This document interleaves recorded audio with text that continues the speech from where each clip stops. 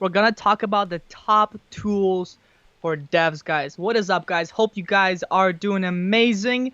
Today we're gonna cover some amazing tools, and not just your typical tools. We're gonna cover some tools that are gonna make you more effective in terms of learning and in terms of being a developer, guys. Awesome. I see that there might be a little bit of an audio problem here. Let me see. I think we're all good. So let's continue on. So guys, who is pumped to get this started, guys? Let's go ahead and get into the meat of the bones of everything that we're gonna cover today. Let's go, Frankie. 1 second. Let me see. Yep. I don't Yep. hear you here, dude. I think they can hear us well. Yeah. Seems like there's an audio problem on that other screen. So, and system audio muted. PS link and system audio muted. You don't need to be. So system audio is all good. Let's get it going. Come on. Let's go, Frankie. We got this. There we go. So this is the top tools for developers, and we're going to speak about all of these things. We're going to go into details with this, and so drop in the comments below, guys, if you guys can hear us all right, if you guys can see everything that is going on. Yes, they can hear us all well. We just need to get started, Frankie. Let's get this party started. Hell yeah. Give me 1 second.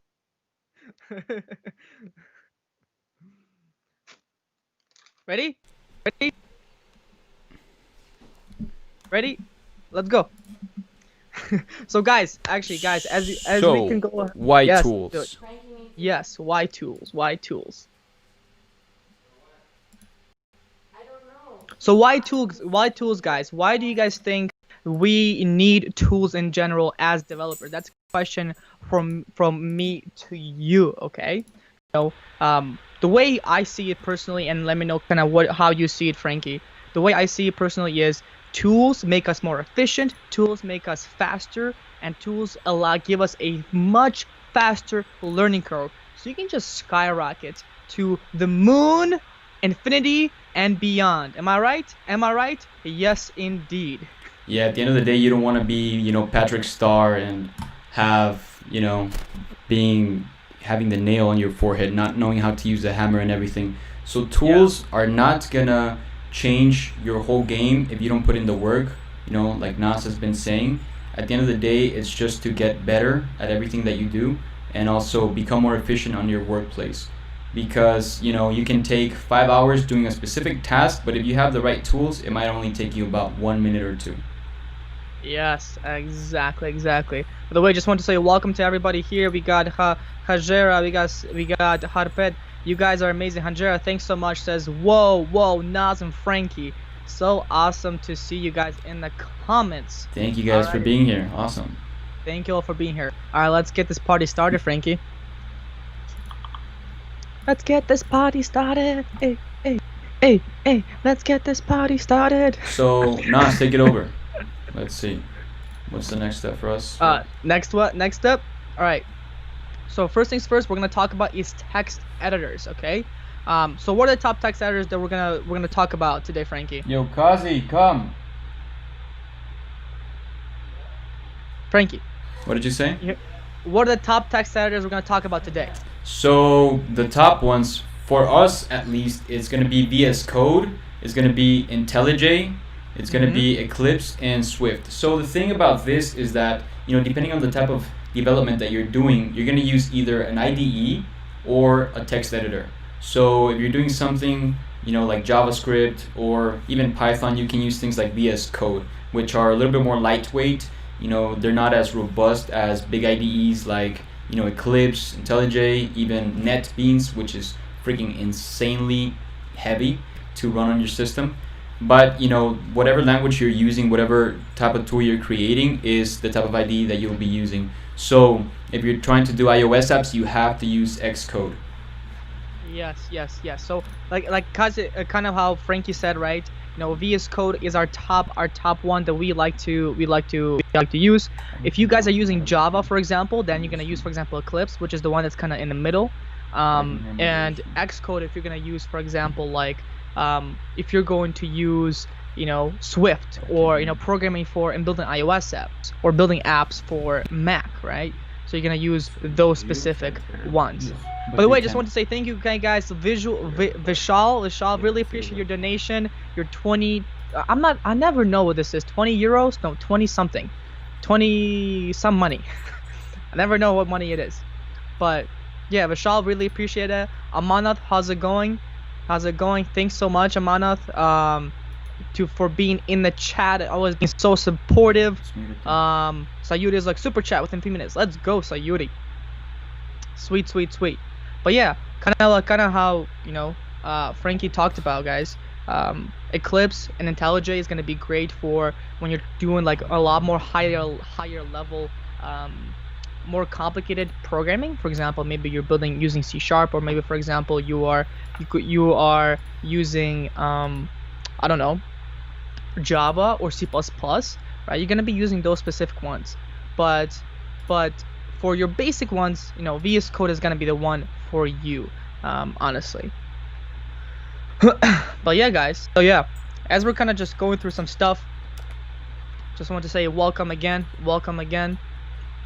We got Vivid Elite says, hey, I got a question. I dabbled in a little bit of Java and web development when I was 12 and have been flying through this web dev Udemy class I've been doing. I should explain that as a previous experience. Sweet, that's awesome. That is great. How should I explain that I already had a previous experience? So tell us, Nas, why do you like VS Code that much, man? Why I like VS Code? So VS Code is just amazing simply because it's lightweight, it's fast, it has a ton of extensions, right? Ton of extensions, and it's just used by so many developers at this point that it's nuts. Yeah. Yeah, it's crazy. There's a huge community around VS Code. It's kind of like a cult, to be honest. It's kind of Frankie, like a I can't cult, hear you, to Frankie. be honest. There you So go. a lot of people use VS Code. It's a huge community. Also, JavaScript is greatly used in VS Code, so the community in JavaScript is huge. You're trying to jump into other languages like Flutter and all of these. Those newer languages don't have communities as big as these, so you can ask, all the detailed questions that you'd like. You can get all those different answers and everything. So it all adds up to that. Now we're gonna go to our next slide, which is, so these are gonna be the text editors for web developers, right? So these are the top ones. Even Node++ is there, which a lot of people that are not even developers use Notepad++, and at the end of the day, I used to use it to just get notes here and there. Also, Sublime Text is one of the biggest ones as well. People love it or hate it because it always pops up a window that tells you to pay for the program. So Yeah. that's kind of a funny thing there as well. Yeah. But I would say, in terms of text editors, guys, very important.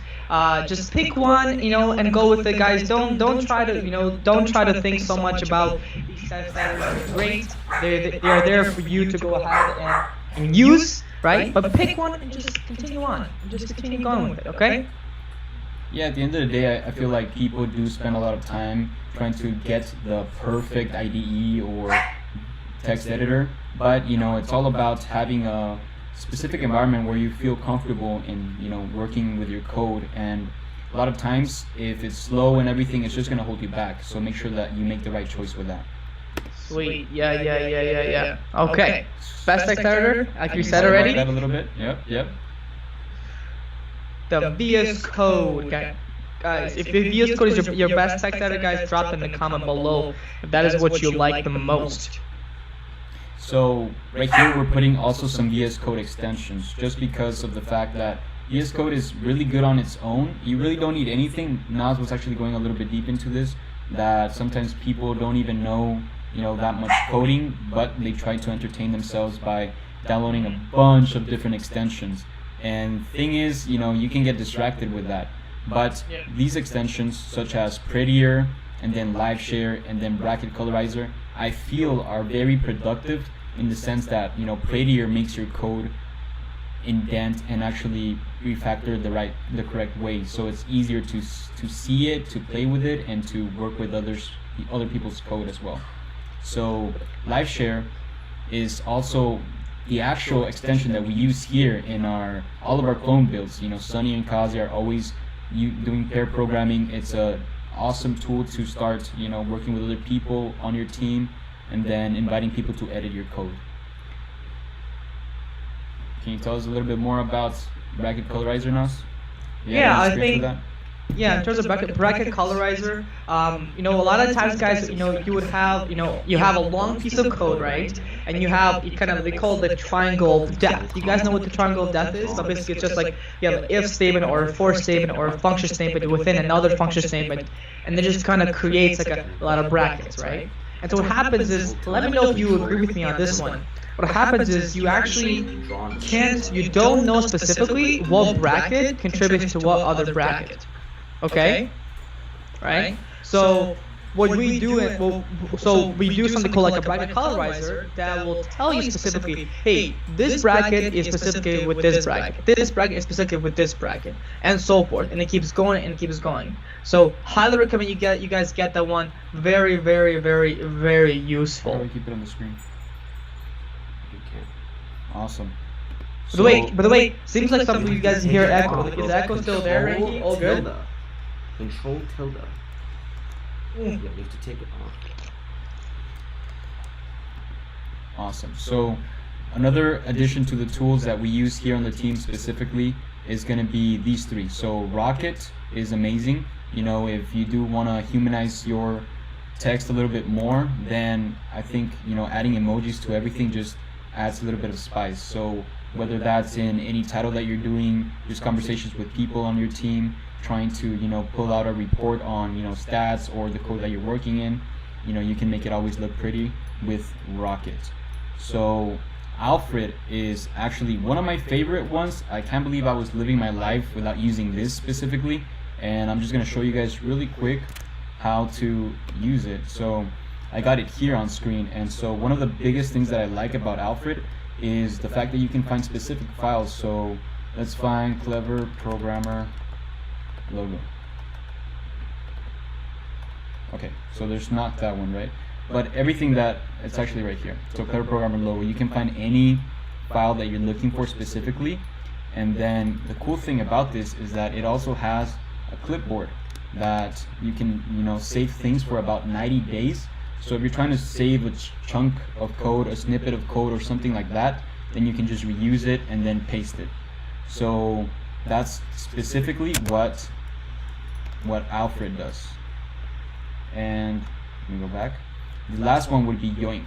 Yoink is awesome as well if you're a developer, because as developers you're always moving things around, whether that's on your desktop, moving files and everything. So one of the hideous and most frustrating things for me is moving files around different screens. If you have your Google Chrome open, or if you have multiple screens, sometimes instead of dragging something all the way to the side, so give me 1 second. I can't give you a presentation of Yoink right now, but it's supposed to be a little clipboard that's attached to the side of your screen, and you can just pull a file and then put it next to the screen. So I feel like it's very useful. I showed it to Sunny. Sunny loved it. He's like, bro, I don't know exactly how I was being a developer without this. What do you think about these tools, Nas? Yeah, so when I realized what Rocket or Alfred or Yoink was, I was like, holy shit! But yeah, amazing tools, guys. Highly recommend them. Just get them, take a look at them, give them a try, and then continue on. Awesome. So now we're going to go to the next point, which is communication. We think communication tools are super important if you're a developer, just because of the fact that you're always working with other people. And this is just a funny meme right here, it says, what is this communication word you speak of? All right. So like we said, communication is vital. These are some of the actual programs that we use, the software that we use. And right now, our company actually uses Slack. We used to have all of our conversations on whether that's iMessages, just Facebook Messenger, or we actually used to use Basecamp a lot too. But we ended up sticking with actual, Slack, because Slack is very, very efficient in terms of file sharing, just the actual chat and everything. But before that, we were actually using Basecamp.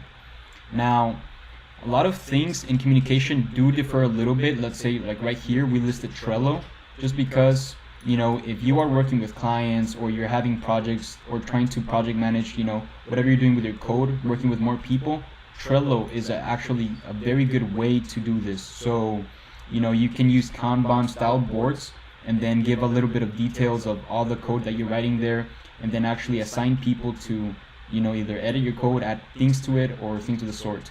And Asana is a very, very similar tool like Trello, just like Trello. We use this too.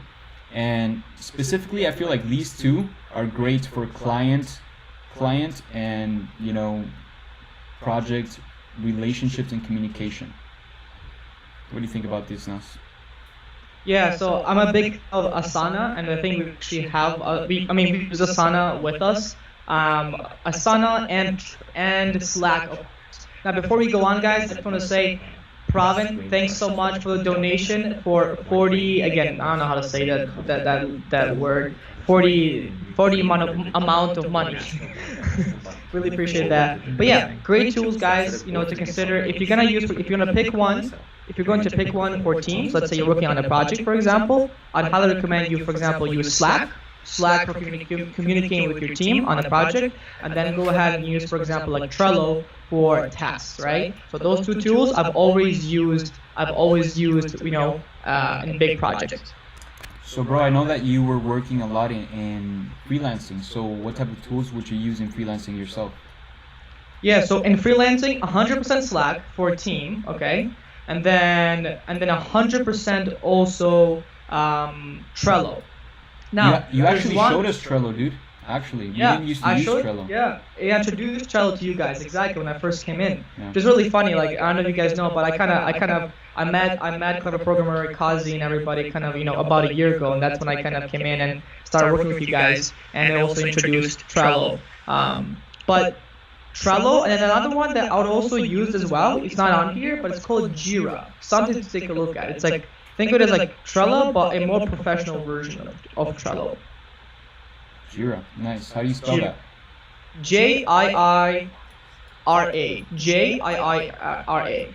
So Jira. Jira. I don't know if you guys Jira. Yeah. Okay, awesome. So communication is awesome, guys. Please, try to develop your communication skills. The more better that you get in communication, it's going to be easier for you to just go into, more actual managerial roles, actually, trying to lead a team, and then taking the best out of people so that you guys can work together. So this is going to lead me to my next slide, and we already touched a little bit on it, and it's the working remotely essentials. So Nas felt like it was very important to add these two aspects of the software that we use. And can you explain a little bit about this, Nas?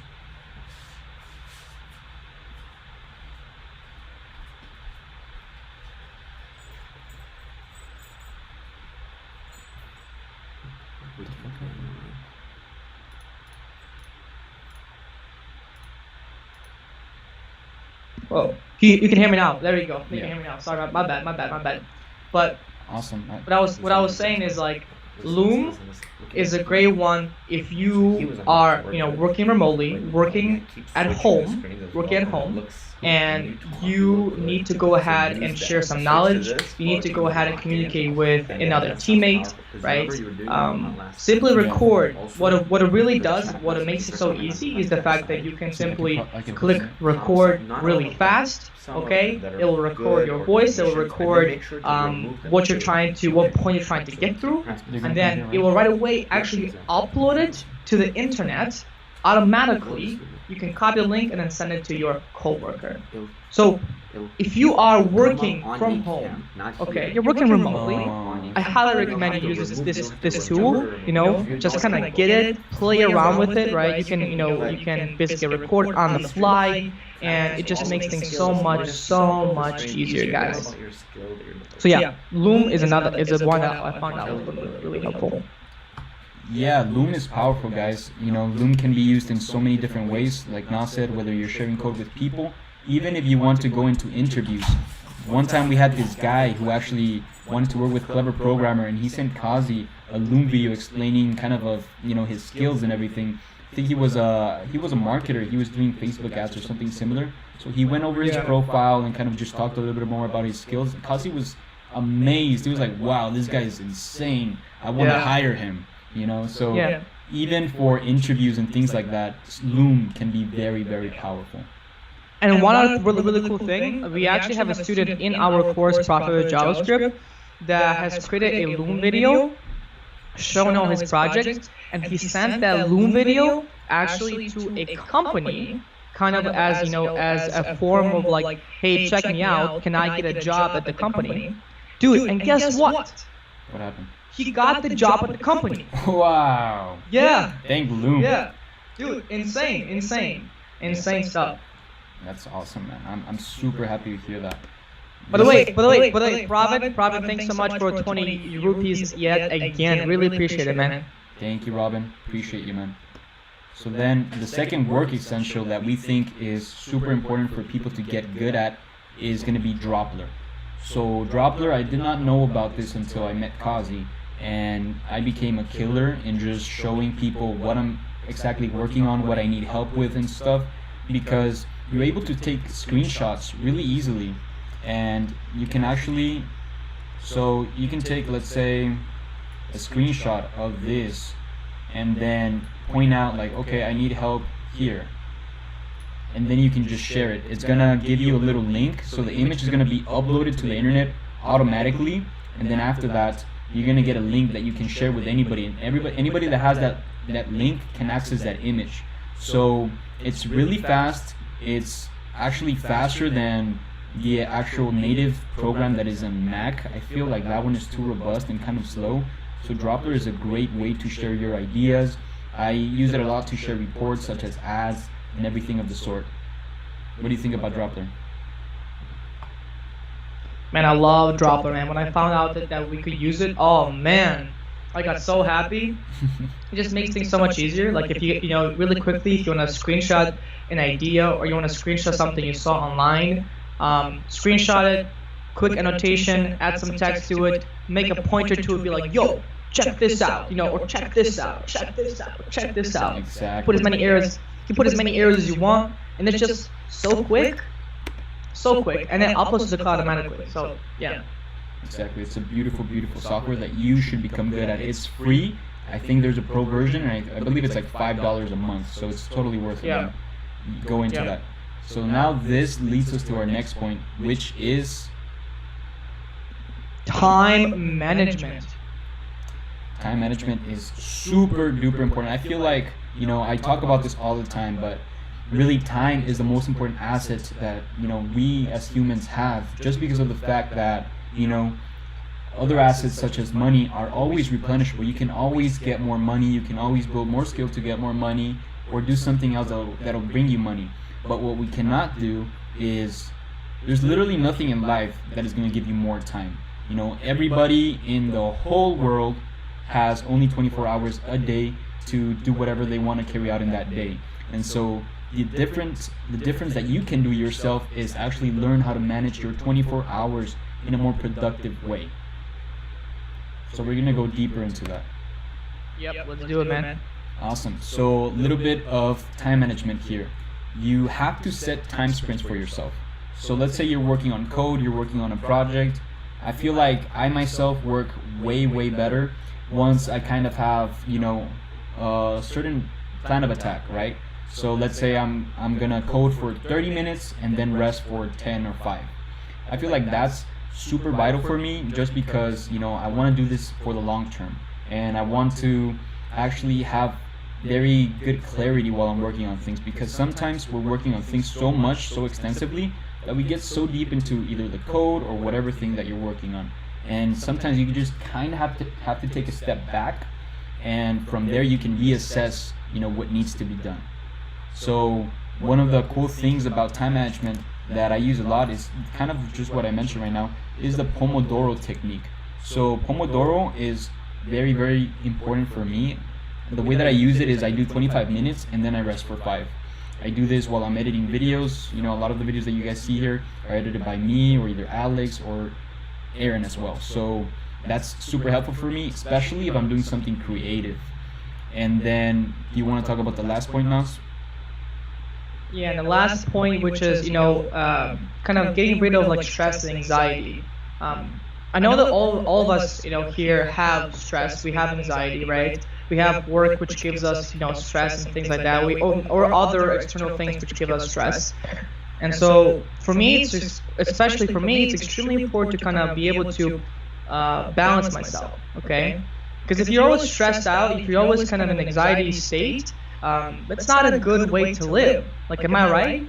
Like, you don't want to live like that. So you need to have tools, right? You need to have tools to kind of bring that down and to be able to kind of balance you out, you know, in general. Yep. So meditation is one way to do that, right? Meditation, you go sit down, 20 minutes, meditate, relax, you know, focus on one thing, and that is it. That's one thing. Another thing you can do, for example, I personally, for me that works, is I go for a run. Like, I go for a really quick run, you know, 10, 20 minutes. I come back, take a shower. I am all good, and I'm so ready. Like, I'm ready to take on the damn world. Seriously. Right? And Definitely. then with the run, and then, you know, sometimes again, and sometimes I'll do yoga. So yoga helps me out as well. But before we continue on, I just want to show this really quick, guys. Guys, check this out. You see this clock? Check out this clock. Right here. This is in terms of time management. For example, let's say you're doing your things in like minutes, right? This clock, for example, you say, hey, I will go ahead and I will do work for 30 minutes. You said 30 minutes, and then it will tick to 0, and then when it ticks to 0, it will go ahead and beep an alarm. And that is time for you to get up and start moving. Wow, that's really, really useful, man. Right there. See, and you just kind of move however many minutes you want to kind of do. So it's a really cool clock. Check this out, guys. I think it's called like a time timer. I think that's what it's called. I actually really cool. love that it's a physical thing, you know, because I've been so used to just using, you know, productivity apps so much that sometimes I kind of crave something that I can touch. So that makes it a little bit more real for me. I really appreciate that. I love it. So, you know, going a little bit back into the whole time management thing, it's a huge thing that a lot of us, you know, do end up kind of ignoring the psychological aspects of time management and stress relief, all of these things. And so, like I said before, you know, Pomodoro technique is super useful. It's greatly used in a lot of different companies and just, you know, workplaces. So one of the things that can help you actually with meditation, if you are starting out, it would be the Headspace app. So this app is really gold, guys. I love this app. It's one of the best that I've ever used. It's so minimalistic. I love the design of it, the branding of it too. It just makes me feel so clean. But, you know, other than that, it's great if you do either want to have, you know, a guided meditation, if you want to just have some mindfulness meditation, you know, different types of meditation. What I do a lot is when I'm working on a project, whether that's a video or code itself, I feel like, you know, trying to do visualization during meditation actually helps a lot in software, especially if you're doing things like wireframing, which we're going to touch in our other slides as well. We're going to go a little bit deeper into that. Now, what I'm going to talk about is actually what Nas talked about a little bit. So, you know, meditation / stress relief, one of those would be running. And I use running a lot too, because like I said before, guys, you know, if you are too engulfed in the thing that you're doing, your attention just becomes a little bit closed down, you know. The way that you start thinking becomes very limited. You are kind of not surrounded by different contexts and stuff. So what helps out a lot is really going for a run. You know, you cannot ignore these psychological aspects of coding and working. So that's going to be a huge one for you guys. Now, the next thing that we want to touch, we think it's a huge tool that every developer should use is command line, guys. As you guys know, right, command line, that is, it's the basics. It is as developers, is what we use every single day, right? And the thing is, like, here's the thing, guys. Just listen up really closely here. This is not some magic. This is not some magic shit, you know? This is not some, like, high-level, advanced stuff. This is actually pretty basic, okay? And the reason why it's pretty basic, and we wrote down some basic things on the left-hand side, which you can see right there. So if you can go ahead, circle the things on the left-hand side. right? The command line is what kind of allows you to, no, not there. There we go. There we go. So circle this, like for example, there, right? It is what allows you to, for example, to create directories. It is what allows you to, for example, to view files. And guys, the main things you need to know are the ones we have just went ahead and showed you right there. That is it. That is pretty much it, guys. cd, change directory. ls, view all files. cd dot slash, go up a directory. mkdir is make a directory. vim, right? Vim also very popular. And then rm to remove files. With those, that's pretty much you need to know, right? There's some other ones that are more advanced, but that's it. Just know those, and you're golden, guys. That's it. Exactly. And once you know how to use these, then you can just literally look up on Google, look for command line commands, cheat sheet. Yeah. And once you have that, you're golden. You're all set. Because I remember when I was picking up command line, you know, I was learning Unix. When I learned how to change directories and how to move files around directories or just rename them on a bulk, or you know, all of these different type of commands, I felt like a hacker, man. I don't know about you, but I felt like Mr. Robot or something. I loved it. So, you know, Frankie is a hacker, you know. Huh? Frankie is a hacker.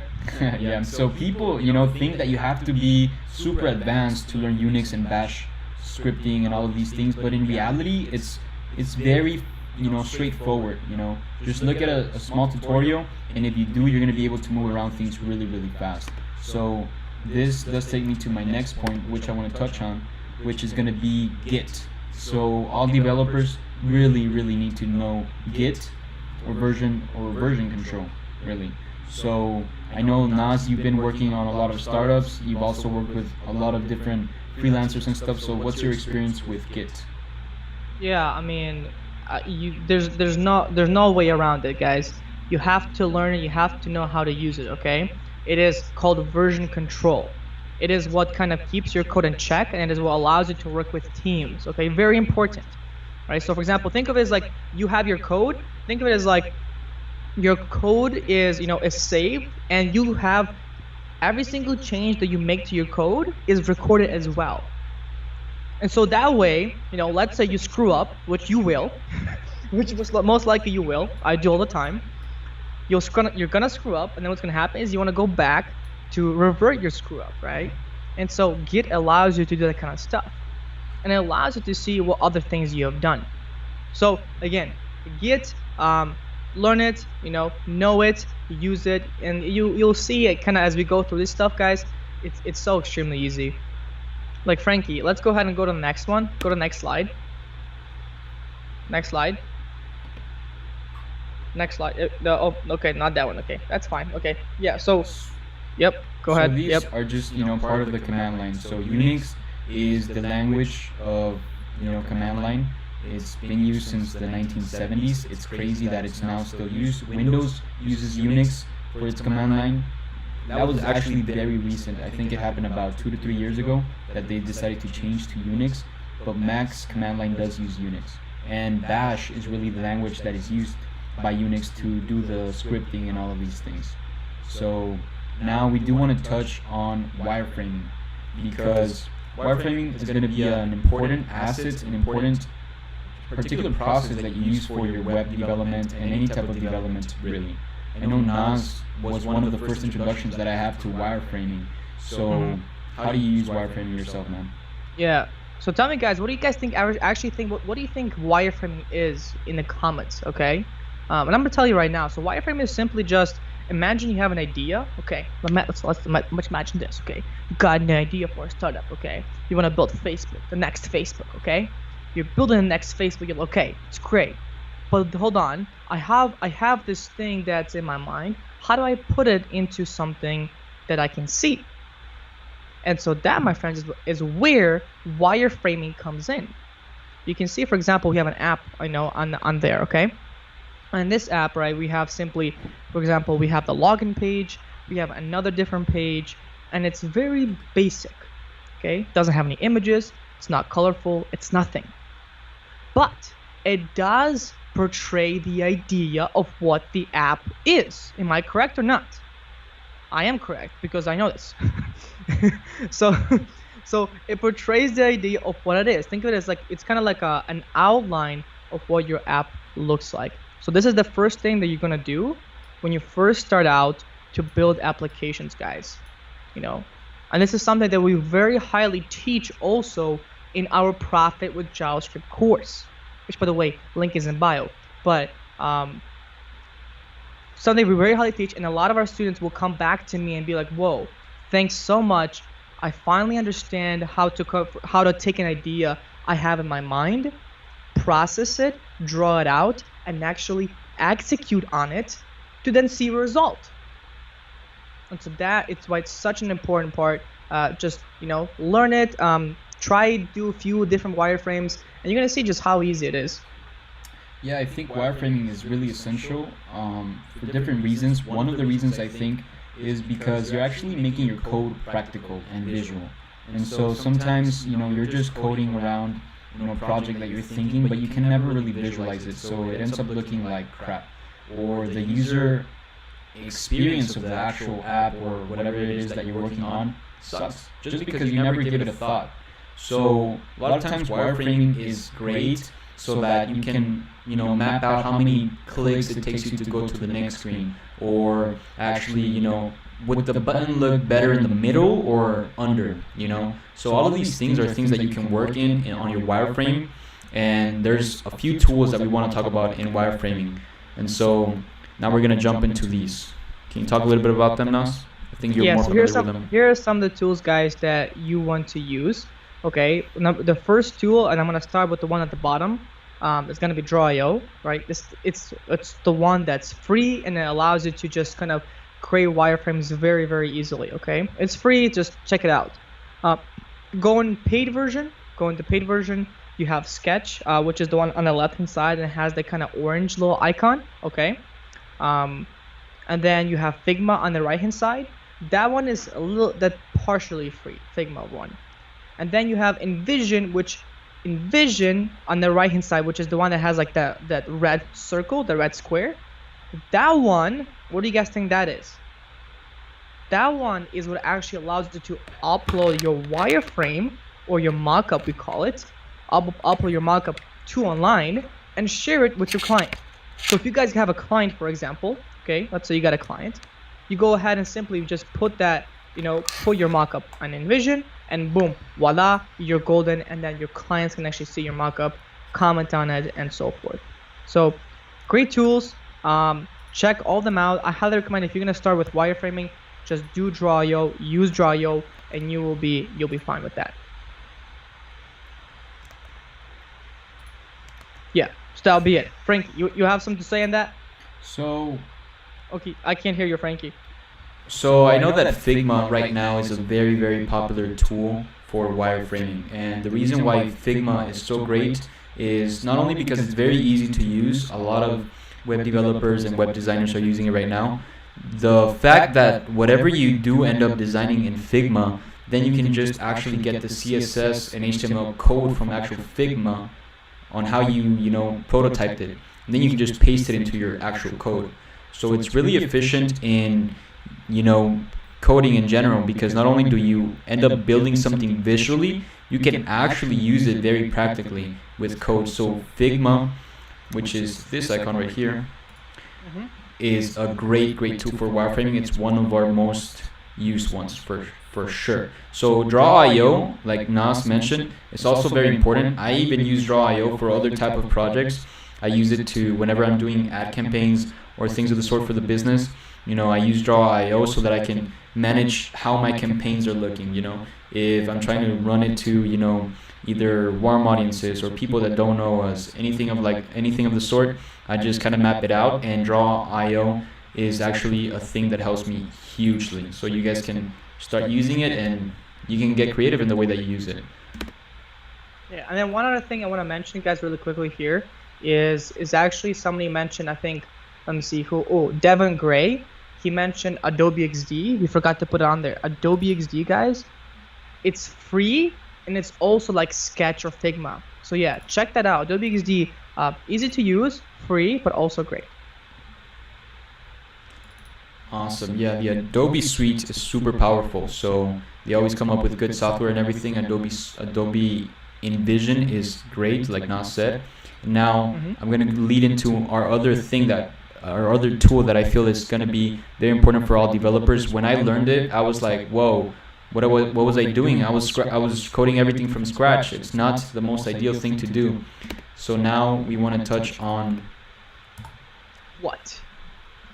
I don't get that, Frankie. I don't get this. I don't. It's funny, man. Come on. Nas didn't like this GIF, but dude, it's libraries and frameworks. And then you can see Bella here. Bella's super happy to use libraries. As you can see, Nas is not apparently. But, Bella is having the time of her life, just, moving around the library. Who's with me on this one? Do you guys get this? Because I don't get it. I'm sorry. I love it, man. So, going deeper into libraries, when I discover libraries or frameworks, I was starting off with JavaScript, and then I was trying to build a website that actually in the beginning of the website, it was an actual, what are they called? Slideshows, they're called.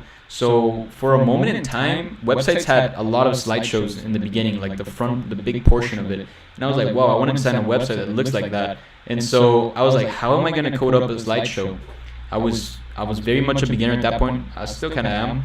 And so, I was like, okay, I don't want to do this from scratch. What do I do? Then I discovered jQuery, which is a framework for JavaScript. And what that allowed me to do was to go into the jQuery library and check out some code that other people had written so that I can reuse their code for a slideshow. And that's exactly what I did, and man, I ended up loving it. I never went back, and I really couldn't believe the fact that I didn't know about this and I was writing all my code from scratch. What's your experience with this? Yeah, I would say, guys, I actually, really funny enough, guys, I started coding and like making websites, with Dreamweaver, okay? Now, if you guys don't know what that is, let's just say it's not good and you should not be using it, okay? But this is basically, you're gonna write vanilla JavaScript, vanilla HTML, all that stuff, right? You're gonna use, and you're not going to reuse code at all. And so I was literally copying and pasting like every single page, copy and pasting for every new page. And it's not something you want to do, okay? So when you guys, for example, let's say you learn some JavaScript, when you guys have gone into learning vanilla JavaScript, okay? When you've got into learning, HTML, CSS, you kind of know all those, the foundation, which you kind of need to know, okay? Once you kind of learned that, then it's time for you to get into, for example, like React or like Angular, or start to use, for example, like jQuery, okay? Then you want to move into those specific frameworks, because that, my friends, is when you start to build humongous and scalable applications, okay? JavaScript and all that is still a foundation, but that is where you start to build. Yep. Yes, exactly. So like kind of how Frankie here is showing us here. So we have best JavaScript frameworks and libraries and tools. jQuery kind of left hand side. jQuery kind of came along a long time ago. Then we have React that came along. Then we have AngularJS that came along, and so forth. Now, what I would recommend is, your next question might be what do you think they're gonna ask next? What's the best framework to start with? Exactly. What is the best framework to start with? So guys, what is the best framework to start with? Is there a best framework? I don't know. I don't think so. But what we recommend is what? What do we recommend, Frankie? At the end of the day, man, it's really what you want to use that framework for. So, if you are trying to, go front end and, build a website, anything like that, I think React would be a good framework to start with. Sunny and Kazi have been making really, really crazy builds with React recently. If you do want to work a little bit more on back end, then you would use Node. So all of these are a little bit similar, but a little bit different. It does depend a lot on what you're trying to do with them. So, that really in essence is going to dictate what type of framework or library you're going to end up using. So, like Nas said, at the end of the day, man, it's stick to one. Try to master one. Then after you master, or start with one. Correct. So start with one, try to master it, learn it very well, and then stem out to other ones. You know, if you do end up going into a bunch of them, if you go to React very deeply, into Angular really deeply, and then Node really deeply, then at the end of the day you might not pick up anything, right? So try to specialize on one at least. Yeah. Start with one, pick one, guys. I get so many questions like, hey, what's the best one? Is it Angular? Is it React? Is it Moon? You want, I don't know. But pick one.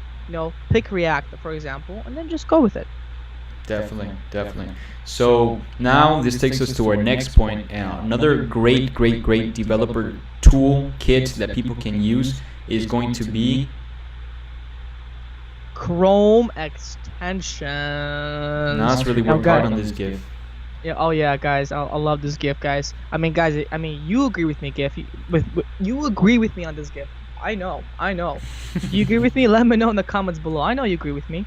But so Chrome extensions. Here are some of the top ones that I personally use, and we personally use, and I like, and definitely something that for you to check out. So number one is Momentum. Do you know what Momentum is, Frankie? Yeah, man, I love it. It's super motivational. I just open Chrome and it's like, hey, you are the best in the world. I'm like, yes. Yeah. Frankie, you are the best in the world, Frankie. Oh, thank you, man. Guys, put in the comments below. Frankie's the best in the world. Put in the comments below. Come on, let's do it. Get some motivational speeches out here. Love it. But can you actually show them? Can you actually show them like an example? Yeah, let me see. I think Kazi actually has it here in his computer. So let's pop it up. So every time that you open up, can you guys see this? Yes. So every time that you open up a new tab on Chrome, then you can see the time, and then you can see, quote, be patient, Rafik Kazi. Since this is Kazi's computer, this is what it says for him. And then right here you can either type, it asks you, what is your main focus for today? So today I'm going to put live stream, you can do the little to-do note right there. It also gives you let me see, I'm going to pull up my brush here. So it also gives you the weather and then the city that you're in, as well as a motivational code on the bottom as well. So right here you can also do to-dos as well. Why do you like Momentum so much? Momentum.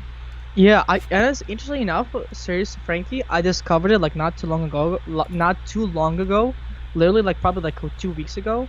Yeah. But it's clean, it's so nice, it just makes you feel warm, it makes you feel like cozy and nice. Yeah. You go into your Chrome and it's like, it's all white, or you just see the Google logo. It kind of doesn't feel like home. But then Momentum, you open up another tab and it's like, oh yes, I'm ready to work on some stuff. Just because, you can see good landscapes, it motivates you, it tells you the time, makes you aware of where you're at right now. So I feel like it's, like Nas says, it's very soothing. Exactly. Okay. So what is this Wapalizer? Because I know that you added this because you really... Okay, never mind. You really love this. So can you Wapalizer, guys, is a very useful, for example, let's say you want to know like what technologies a specific site is using. Okay, so Wapalizer, if you actually, so you can probably in Chrome, can you open up Wapalizer Chrome extension? Let me see. Yeah, just search up Wapalizer Chrome extension, and you'll see what I mean. So but Wapalizer, Chrome here. Yeah. Chrome extension. Yeah. There we go. Yeah, that's the one. Here it goes. So if you scroll down, you see the screenshot right there, right? So this shows no, not there, the screenshot right there. So just the screenshot, Frankie, the screenshot. I thought you were saying screenshot. Oh, okay, no, screenshot. My bad. So here you can see what it does is it shows you all the technologies that a specific website is using. So for example, let's say you go on YouTube, okay, and then YouTube, you want to see, okay, what technologies is this site using? Is it using Shopify? Is it using WordPress? Is it using React? Is it using Angular? Right? And so what this will do, what Wapalizer will do, is it will tell you what technologies it's using. And now remember specifically, like back in the day when I first kind of figuring everything out, I used to look at, okay, what technologies is this site using? Yeah. I was kind of doing my research, kind of like, these guys are using this. Okay, then maybe I should learn this. You know, so like. That's very common actually among web developers and stuff. Yeah. This actually does remind me of another tool that I use a lot that you actually reminded me of this. So let's check it out. It's called Built With Technologies, I believe. Built With. So awesome, builtwith.com. If you go here and then let's say you go and put cleverprogrammer.com, it's going to tell you all the tech stack that is being used here, all the extensions that are being used here and everything. So look at that. you can see Deadline Funnel, you can see UseProof, Funnelytics, Google Analytics, Facebook Pixel. It even tells you the pixels, guys. So, you know, it even tells you the fonts. You know, you can see here Google Fonts. Give me 1 second. Right here, Google Fonts, Cookie Bar, ManyChat, all of these things. So these are great tools for when you're web developing and or you're curious about what a website is built out of. These are great tools to figure that thing out. Yeah. So now I'm going to talk a little bit more about one tool that I really like. So Fonts Ninja is an awesome tool that I love for designing. One of the ways that I use it is, I actually heard about this extension. I was on an actual, a conference in Nashville, Tennessee called Funnel Hacking Live. And this web designer girl who has made millions of dollars in cloning websites. So she looks at the websites that convert the most, that sell the most, then she picks them apart and redesigns them and builds websites just like those. So exactly. So one of the tools that they would use would be Fonts Ninja. And then what Fonts Ninja is going to allow you to do is actually, when you scroll over, when you hover over a text, you can just highlight it. Like if you highlight it, it's going to tell you exactly what font is used there. So you can then go ahead and go to Google Fonts or something and download it from there. And another tool that I added here as well that I actually liked a lot, and I actually heard it from that same conference from that same girl who is a master designer, is iColor Picker. So this is another Chrome extension that I greatly love. You can just hit the extension and then go to a color that you like on the website, and it's going to tell you the hex code of it. So whenever you do want to use that hex code, that color specifically, then you can just, grab it from there, put it either on Photoshop, put it on your code, or anything related to that. Yeah. So I'm not sure what this one is.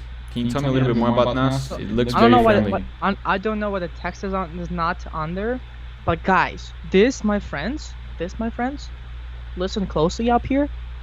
This solves the Chrome RAM problem. Whoa! What? Yeah. What? Nuh-uh, guys, dude. give us some fire in the comments down there. Now here's the one. I'm not kidding. So here's what I want you to do. I want you to go ahead and in Chrome, search up the Great Suspender. Wait, the Great Suspender. Let me see. Yeah. The Great Suspender. All right. Yes. What is this? Chrome right there, but the top one.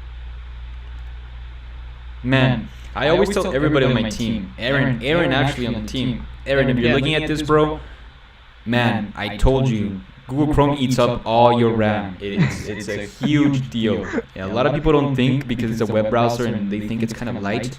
Nope, it eats up all your RAM. Yeah. So here's one. So scroll down, take a look, go through the images. So here's what it does, guys. Check this out. You see how it says, or click to reload, for example. So what it does, okay? What it does is it actually will go ahead, and let's say you have like 1,000 tabs open. Let's say you have 20 tabs open. That's more realistic, okay? Let's say you have 20 tabs open. What it's going to do is it's going to go ahead and it's going to kill or pause tabs that have been open and not used for a long time. So basically, tabs who are kind of stale there, who are just not used, it's going to pause the tab. It's going to actually screenshot it, so that when you go back to the tab, you can see the actual screenshot, but it's not actually a site. The site is not working, it's just a screenshot. And so basically, you can be, let's say you're active on one tab.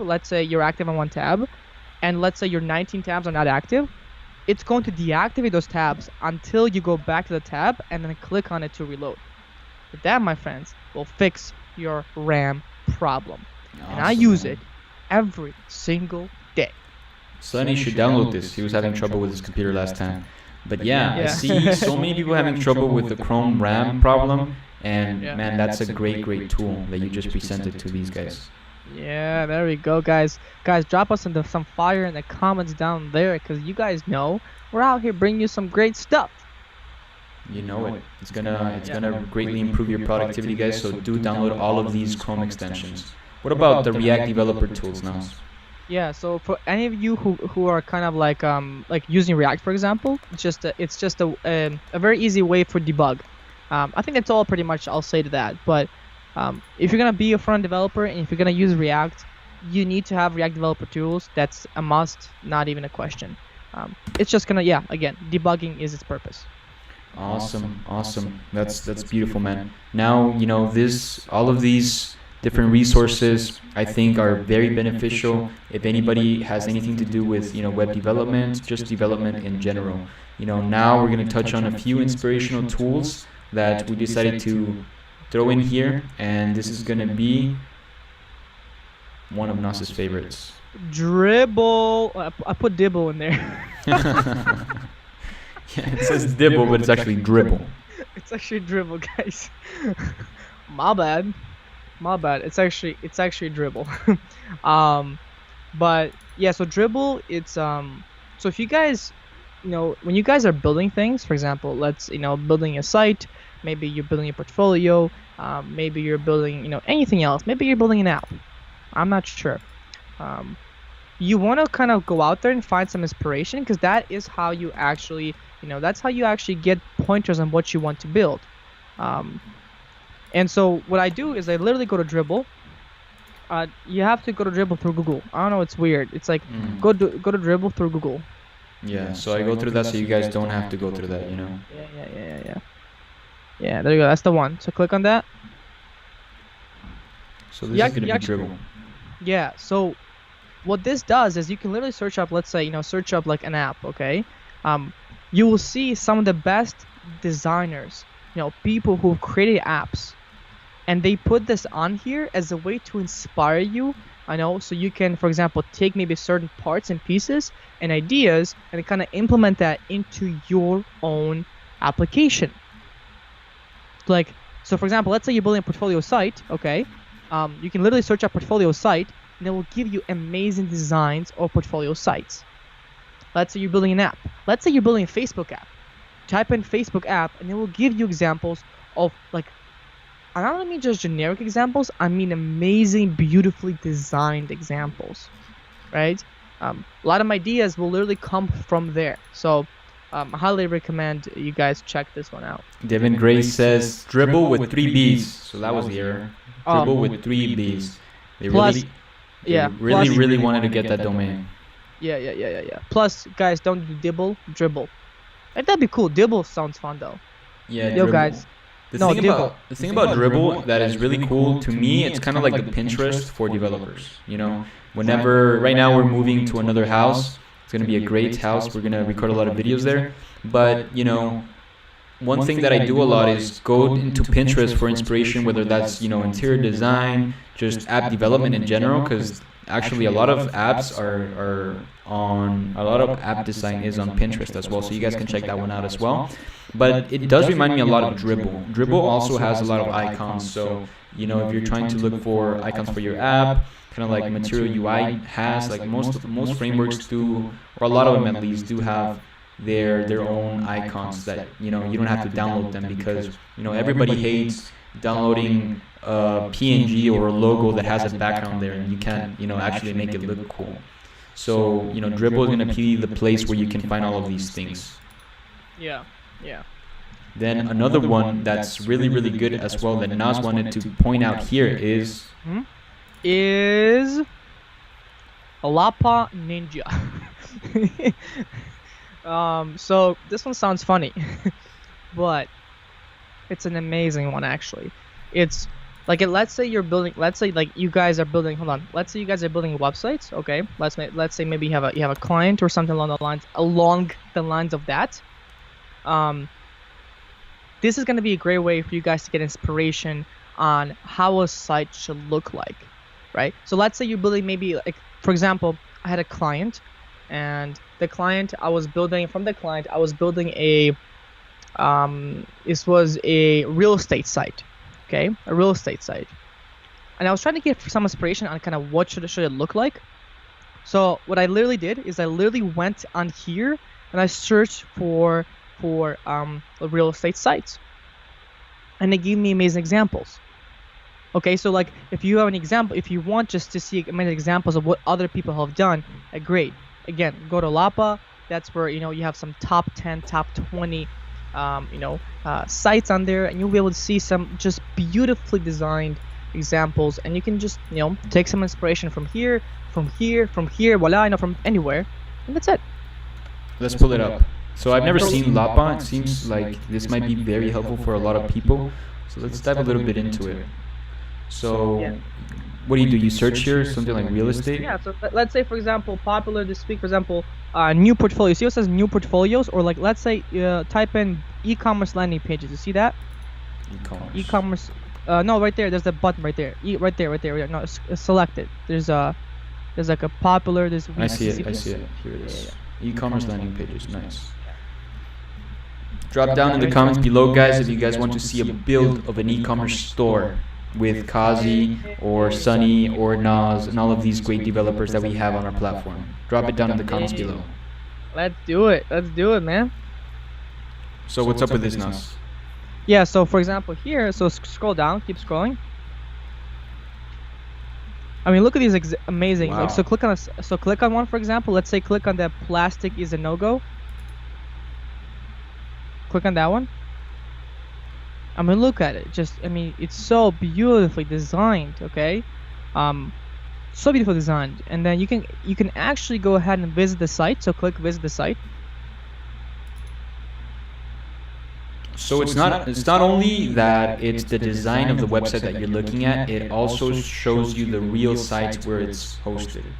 Yeah. Sometimes yes, sometimes no. Seems like this might be a little bit old or just not in service right now, so it's actually not loading. But I guess a few of them will load.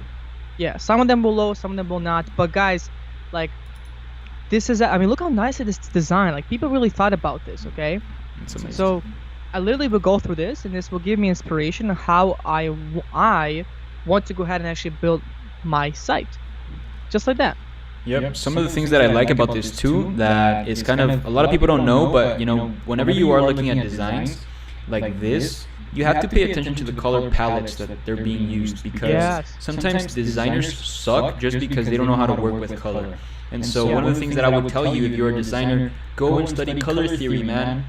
Go and study color theory, because once you know those basics, then you can just play around with everything. But if you don't know color theory, you're gonna be mixing a bunch of tertiary colors that don't look good. You're gonna be mixing colors and end up getting brown. You're gonna be doing weird things with color. Sometimes what I see when people don't know anything about color theory is that they use very powerful colors like right next to each other.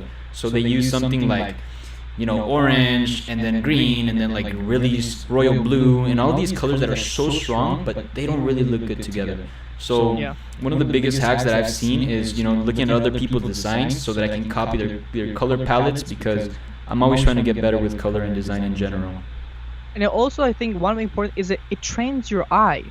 Like, right, design is a very subjective thing. One person might like it, another person might not. So by going and looking at some amazing designs, you're starting to train your eye on what something looks amazing, like what something looks the way it should be, things like that. So literally you gotta do this kind of stuff. And maybe you guys are building a project, maybe you guys are building your own portfolio site. Look at designs, see what other people have done, and then build it.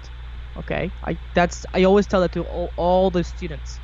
So Supreme asks, color theory, is this a thing? Yes, my friend. Color theory is a thing that a lot of artists actually study. So if you're starting, you're starting to go into painting, you're starting to go into design, anything of the sort, color theory is what it's called. So you guys can just Google that, and then you'll see, how to work with colors all around. Yeah. Search up on Google, search up color palette. And there's a certain website that I like to use for color palettes. Color palette. I think it's like, yeah, go ahead, search that up. But first one, second one, colors.co. Second one. Colors.co. Yeah. So even right here, guys, you can see, it's crazy. Let's look at this. So I just Googled color palettes, and what we can see here is, the use of the word and the search, the search term ultimately has been growing the last years. So as design starts to get bigger and more popular, people are actually searching the word more. It seems like in 2003 it was a big, search. It was very popular, but now in 2017 and up, it's going insane. And we can even see that a lot of the development nowadays is going into front-end development and just web development in general. So in essence, design became a super vital role in development itself. So yeah. Now let's jump into the actual colors.co. Yeah, so click start the generator. Start the generator. And look at that. These are your color palettes. So you can, Oh wow. So click space. Click space. Oh space. Wow, man. And it will change color palettes. And then you can actually put in your colors too. So for example, let's say you have another color. You simply double click, for example, on 8C86AA. Click on that one, for example. Double click on it. All right. Double click on the 8C, the actual number. Double click on the number. Click on the number. There we go. And change to a different color, for example. Click on the square. No, the square. Yeah. Can't choose it. Nope. Oh, you can't. Okay. Maybe Put change in this to be F. No, do like F. There we go. Just hit enter. So white. Don't enter. Yep. Hit enter now. They're good. Awesome. Yep. So and then you can lock that color. So lock it, for example. Lock that color. You see, there's a lock button. Nice. Lock it. Now click space. Now check this out. Oh wow! I love it. You will find colors that a color palette around those colors. Like that. Now that, my friends, is very, very useful. Okay, so keep clicking space, and you will start to see more color palettes, and so forth. So the thing that I like about this is, huge thing about color palettes is colors that go together. That that's why it's called a palette.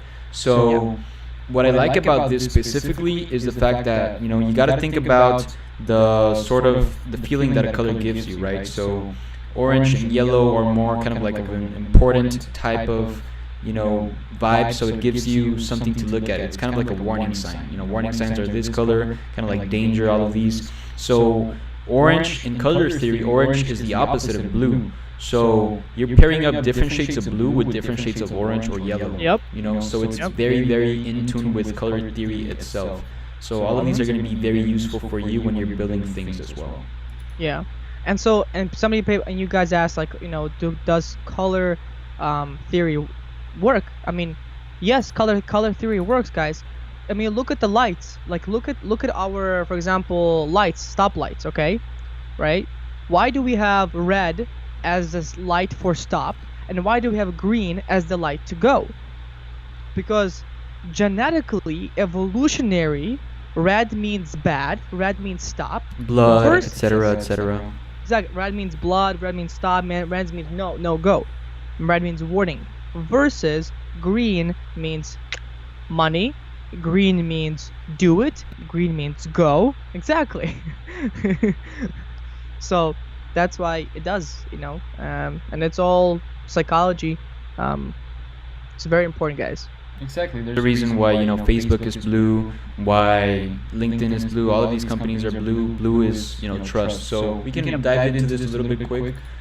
Just because I know a lot of people don't actually know about it. A lot of people are developers that are designers as well, and they don't know psychology of colors.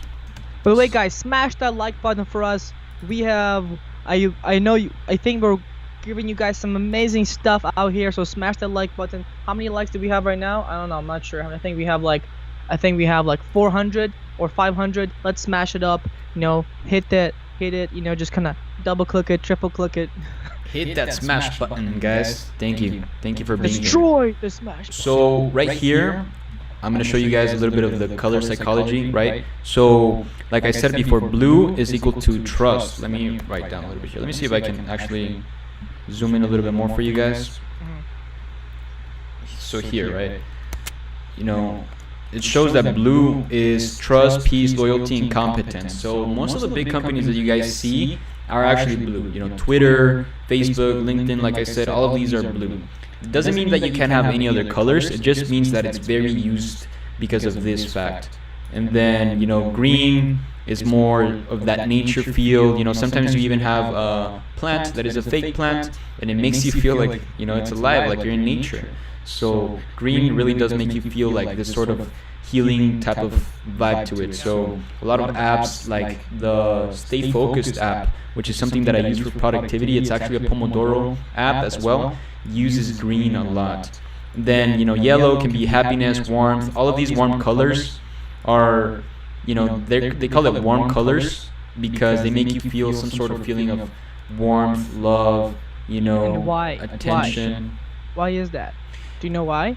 I don't know, man. Even, you know, even you can see if you do dissect a bunch of painters like Picasso and all of these guys, they had different sorts of seasons in their paintings. So Picasso had a specific season in his painting where they literally call it the blue period, where this guy was creating so much specific, like, sad and impressive moments. Although blue is, you know, trust, peace, and loyalty, it can also symbolize cold. So being cold is kind of sad, and with cold, these are called so these are warmer colors, and these green, blue, pink, and purple are the fresh colors. So they're actually more cold. If you're trying to go for a more cold look, you can use purple, you can use blue, but you know, you got to be wary of that. That's why they use the actual, you know, the quote that says something like, "I'm feeling blue today," or "I'm blue, da da dee da dee da." I'm blue, You know? I would die, and I would die. Sorry. Yeah, It's a song that that's all part of that, guys. Yeah, but like I think so, you know, I think the reason why it's actually like, for example, not blue, but like yellow, orange, and red, it like make you feel warm, because guys, look at the sun. Yep. What color is the sun? It's yellow, it's orange, okay? And what does it make us do? It makes us feel warm. And so like it's so crazy to think about this, but this is all from like hundreds and thousands of years ago that we have built this association with the fact that blue, or not blue, but yellow, for example, or orange means warm colors. Like it's just insane to think about that. But again, it's all because of, like, you know, evolution, and kind of how we were raised, and you know how we changed. And sun, I think, had a really big part in that meaning. So it's just something to think about. Yep, and it's all part of nature, you know. So Yeah. green is part of nature. Blue, ocean is blue. You know, pink, flowers are pink. I don't know. So all of these things are there. So, you know, Daniel does bring a good question. And he says, Nas, is there any resource or course you can recommend for a developer who wants to learn basics of UI and UX? If you want to learn basics of UI and UX, I mean, if you want to learn basics of JavaScript and a great UI development, Profit with JavaScript is one of them. Link in description.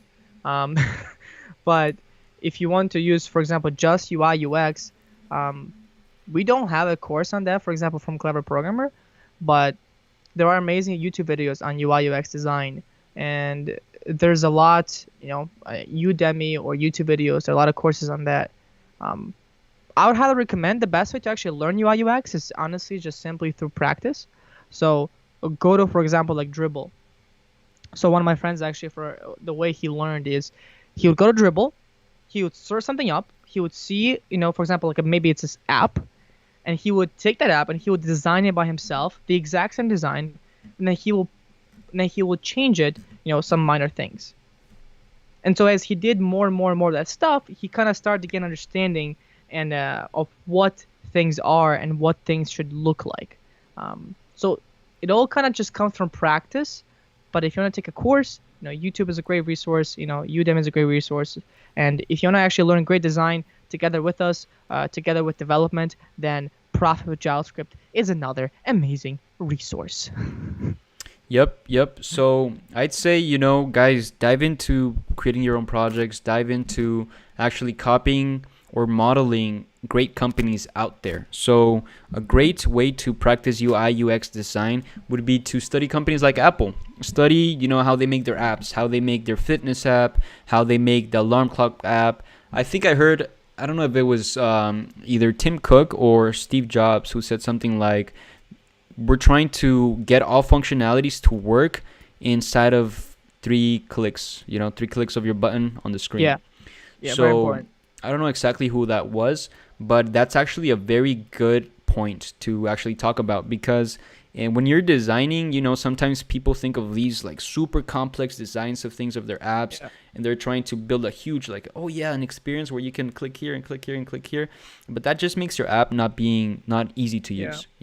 At the end of the day, if your app has a bad user experience, and also user interface, people are not going to use it, no matter what type of thing your app does or tries to fix.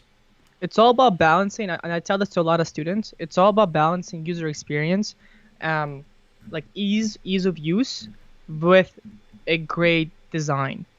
Because you can have some complex design. For example, you have some complex design where like you hover over something and then it displays some text.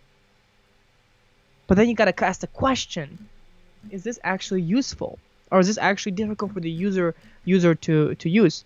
I learned this really cool trick.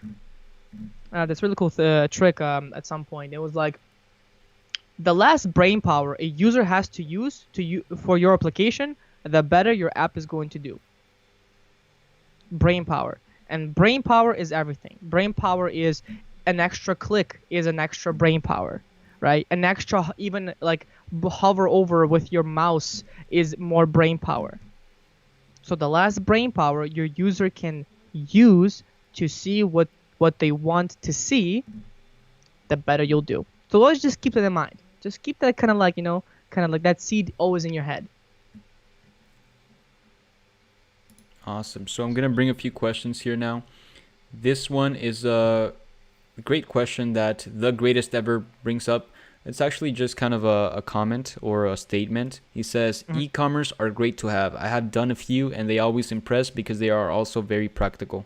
So I feel like e-commerce projects are a great way to study 2 things: design and then also web development. It's actually one of our most asked for projects, so we're probably going to dive into that in the next few live streams.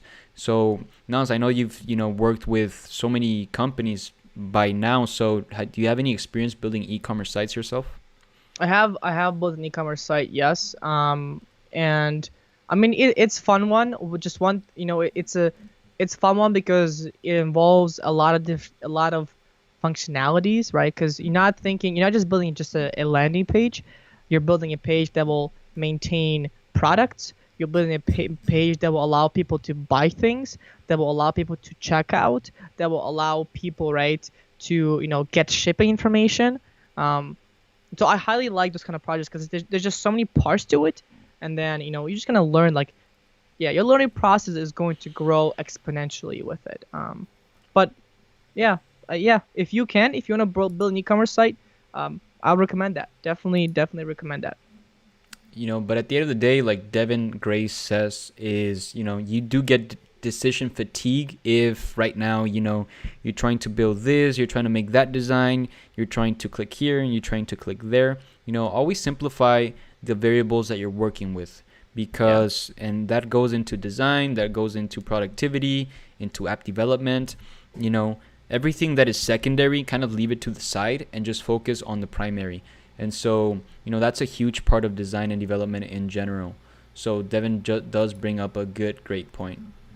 Yeah. How did you go into development and designing specifically, Naz? Because I know that, you're huge on it. You're very good at it as well, whether that's, web app development or just, designing in general, like Photoshop and stuff. So Yeah. how was that Yeah. for you?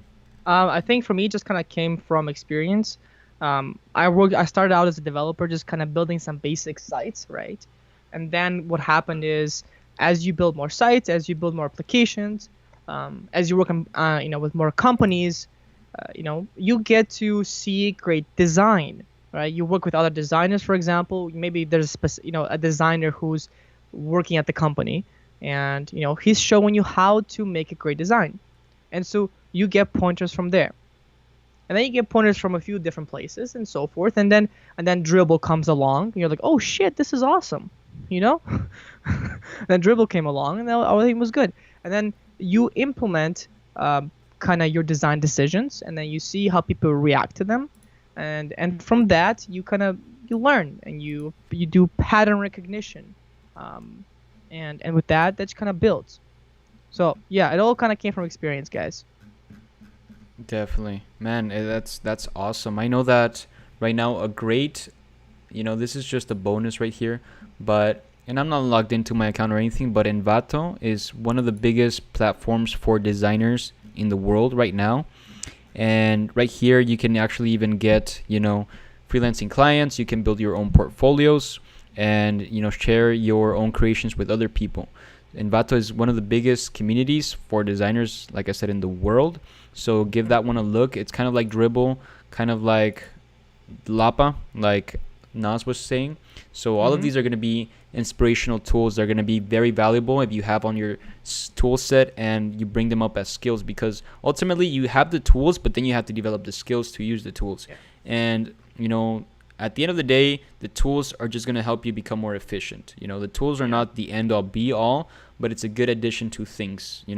Let's say you're trying to build a house without a hammer, then what are you going to do? Use a stone?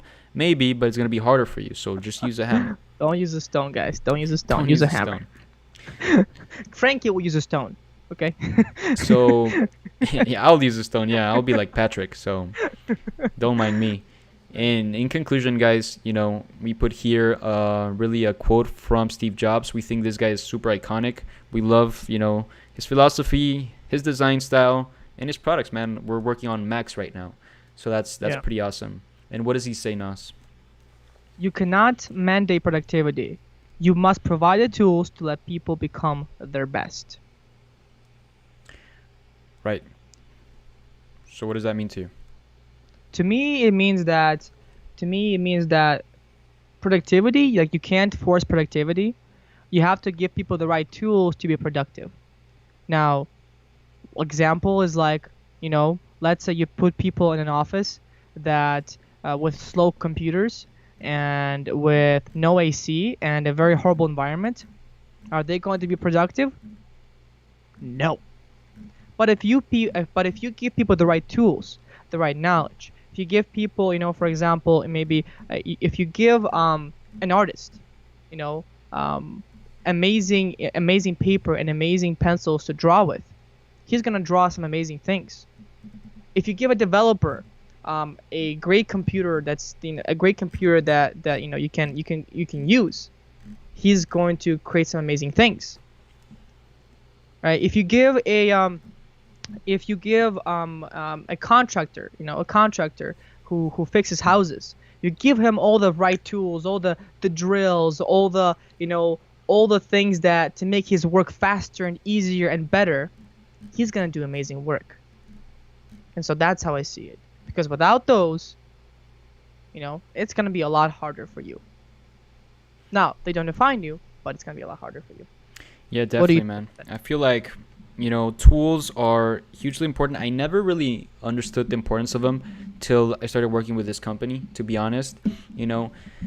I've been, very into gadgets a lot, so I understand it, but in general, I had never really applied tools into the workspace. And once you do that, man, it's like you realize that something was missing, Yeah. Tools are essential for your growth because it's like having other type of senses. So right now we have, we can talk, we can feel, we can listen, we can, all of our senses, we can see all of these things.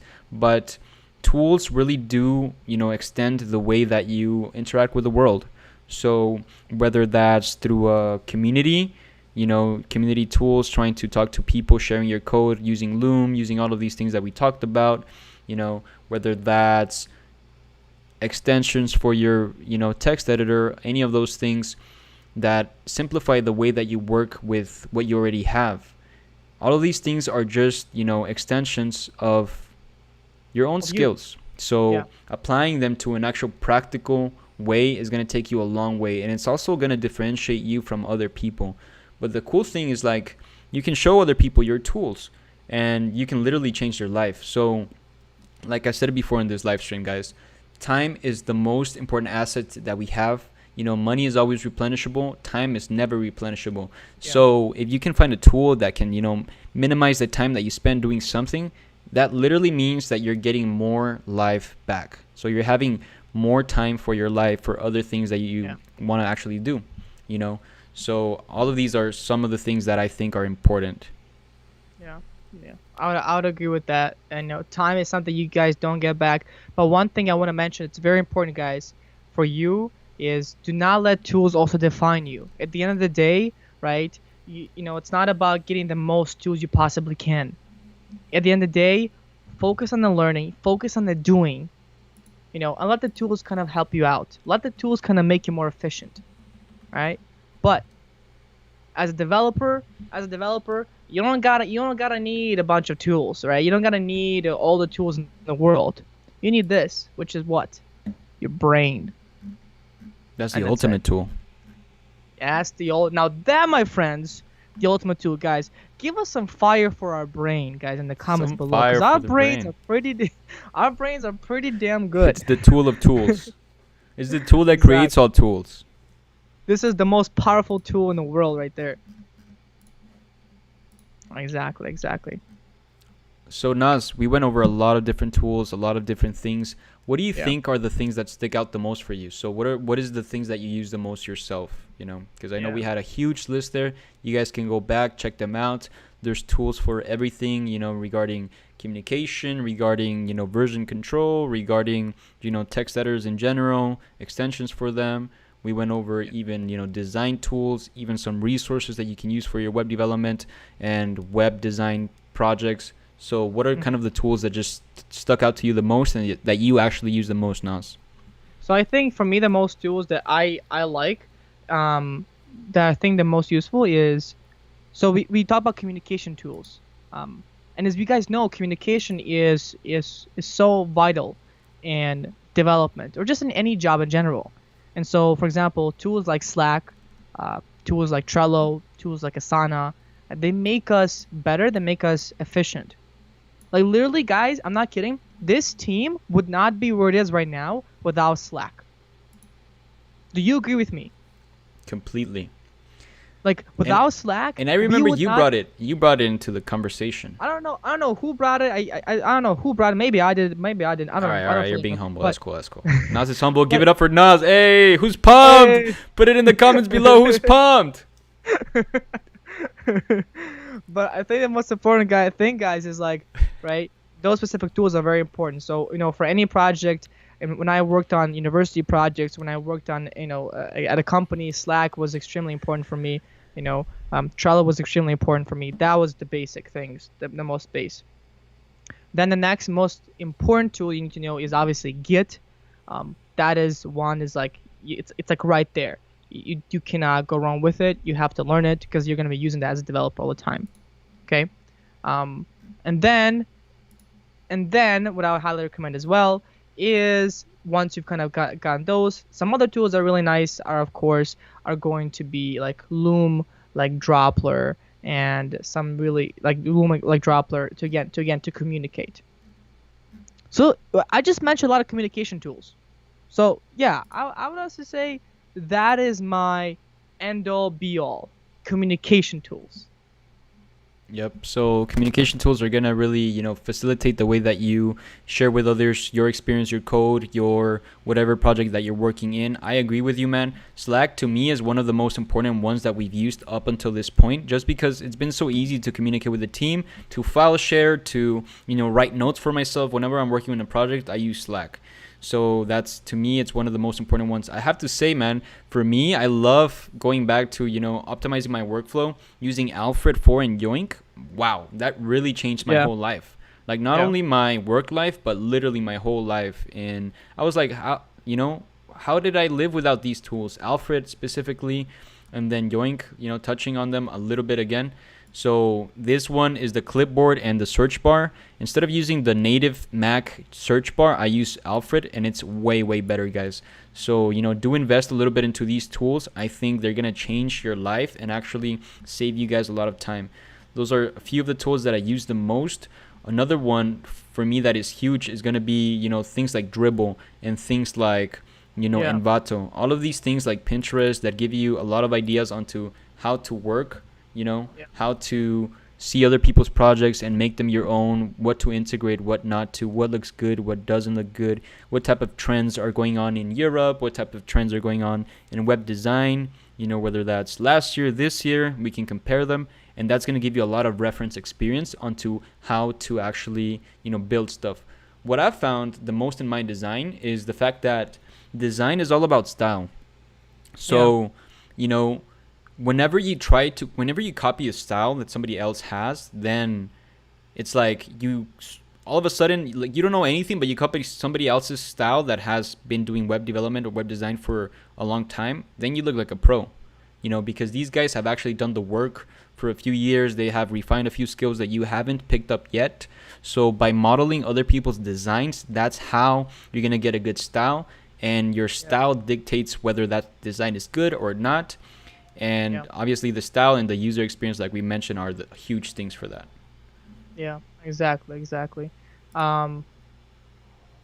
Those tools, just guys. I think when I found out about Alfred, it was very helpful for me. I was like, holy moly, no way. And I think Yoink really improved my workflow as well. I want to give a shout out really quickly here, guys, because there's some amazing people who were in the chat kind of as we were kind of going through. Monish, I really appreciate your amazing positive comments. Sayuri, T, greatest ever. Really appreciate you, man. You guys were really positive in the comments, so I really love that. I see, guys, we see all your comments, okay? Don't think that we don't read them. We read every single one of them. So just want to say thank you, really appreciate it. And there's a lot of other people like Daniel. We also had, let's see who else. Yokum, really appreciate it, man. Just amazing people. Yeah. Awesome. Appreciate it. So we're about to end this, guys. If you do have any more intelligent questions that you guys want to answer, drop them right now in the comments. Nas is going to answer a few. Here's one that I think might be, important for a few people to understand, because I've seen it a lot of times being popped up. So Arman Lohan asks, is learning React beginner friendly? Nas, what would you say to this? Yes. I mean, I would say, for example, start out with the JavaScript, just kind of learn some basics of JavaScript, because there's a good learning curve to React. So learn some basic JavaScript, which, by the way, you can learn from, Profit JavaScript course, link in description. So learn some basics JavaScript, some basics of HTML, CSS, and then dive straight into React, and you're gonna be golden from there. Yep. So Daniel does bring another one that's, I think, important. He asks, I agree, but when you go to freelancing sites such as Fiverr, Upwork, you notice that good percentage of the web developers jobs there are WordPress based, so more people need WordPress. So WordPress is actually huge. I know that I think it's like 70% of the web uses WordPress, something insane like that. Probably like more than 60 for sure. So I know that right now web development is super in. It's super hip. Everybody's trying to learn it and everything. WordPress has been around for a long time. Do you have any experience with WordPress in general, Nas? Oh yeah, when I first started freelancing, guys, I was building WordPress sites left and right. WordPress is a big one, and it's a great one for example, let's say you are doing freelancing. WordPress is a great one to start out with.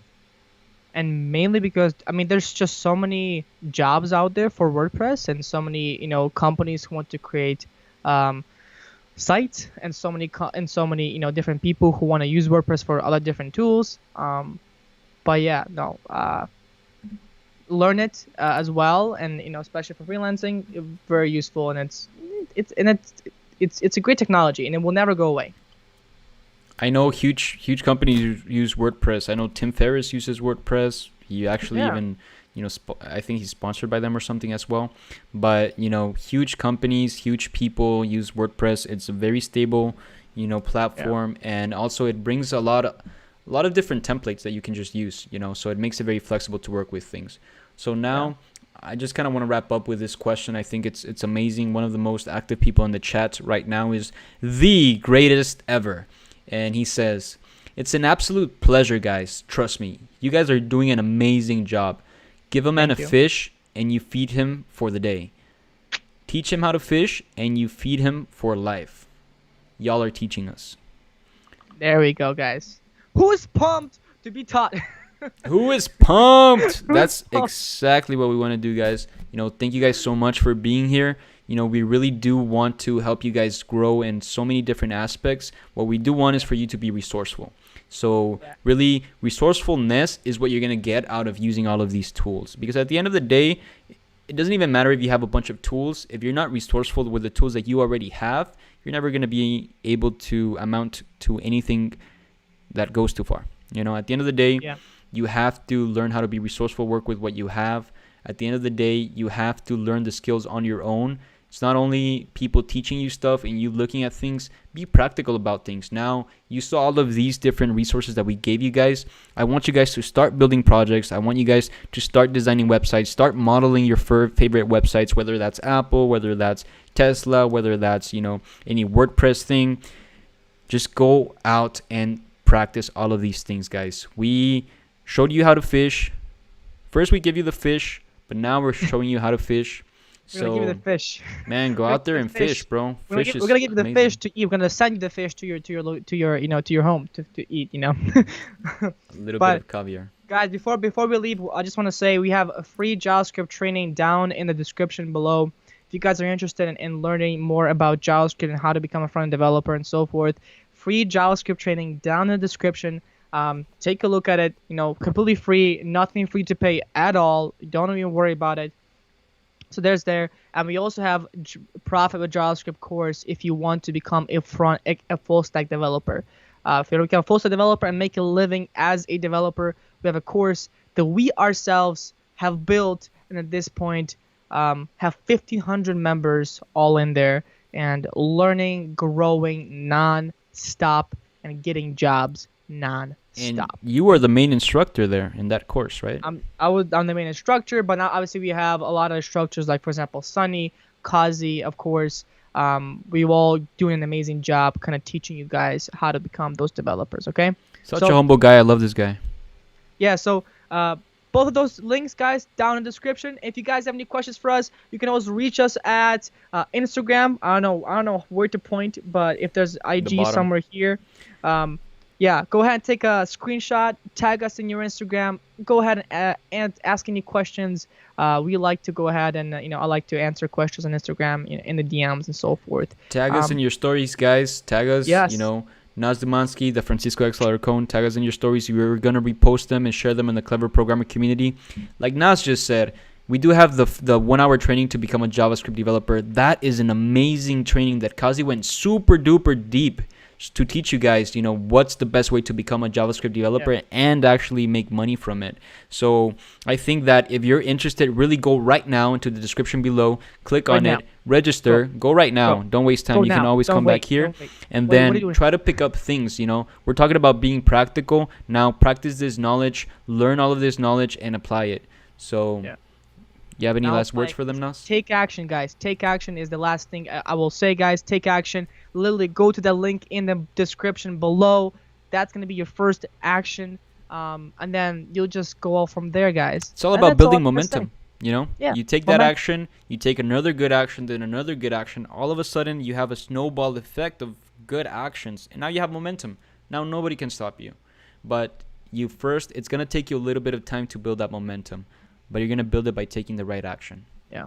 So guys, thank you all so much.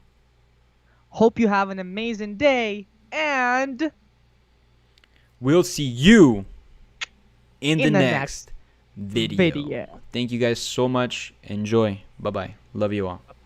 Love you guys.